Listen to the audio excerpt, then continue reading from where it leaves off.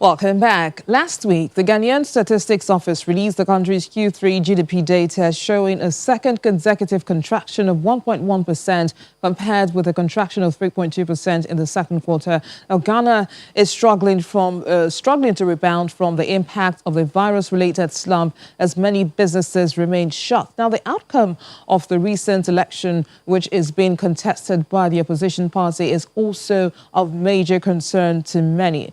The managing partner at Bespoke Business Consulting in Ghana, Mr. Alabi John Kennedy, joins us now to talk about these issues. Good afternoon, Mr. John Kennedy. Thank you for joining us on the program and compliments of this season. Now, let's get into this conversation by getting your reactions to the Q3 GDP data. Did this come to you as a surprise?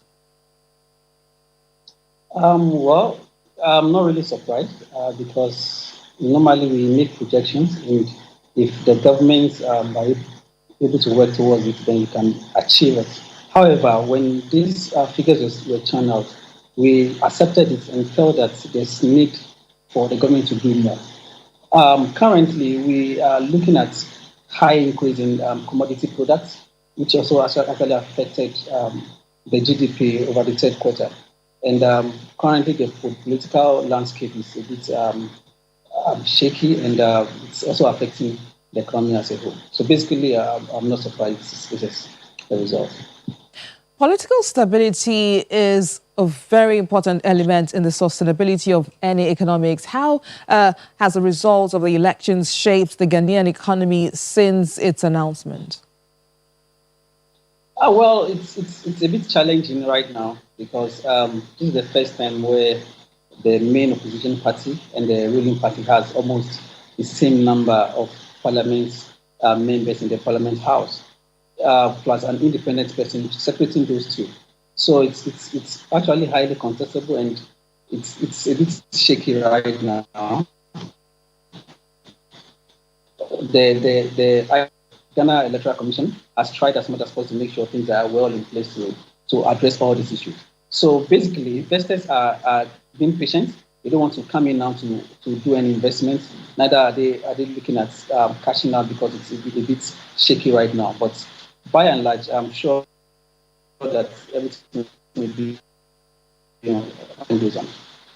Now, a meeting was held earlier this week admonishing all participating countries to uphold the status and the standards operating procedures of the AfCFTA, as this will, of course, determine the success or its failure. But how prepared is Ghana for the takeoff on January the 1st? Basically, various organizations, various companies are trying to put their house in place to make sure they are well placed to partake in this program. The Secretary General, Mr. Mene, has also advised and admonished businesses, countries as well, to make sure that they don't put bottlenecks to prevent the success of the AfCFTA. The basic thing right now is for businesses to be well positioned to take advantage of this program. However, the Bespoke Business Consulting tried as much as possible to set things in place to help businesses who want to take charge of this. Basically, in the West Africa region and in South Africa, we have one office in Joburg right now, and set up one in Lagos to provide advisory services related to transaction and trade for businesses who are looking at going into the AfCFTA program.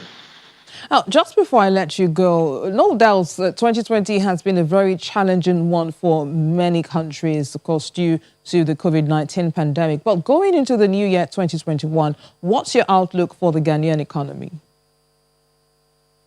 The outlook is not that bad.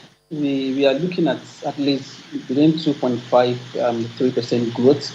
That will be determined by the strategies the economic planners are able to put in place between January and March.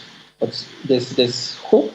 We pray that the surge in the COVID-19 wouldn't affect West Africa and indeed Ghana itself, so that the economy can pick up and businesses will be able to thrive within this period. So it's hopeful that things will change a bit.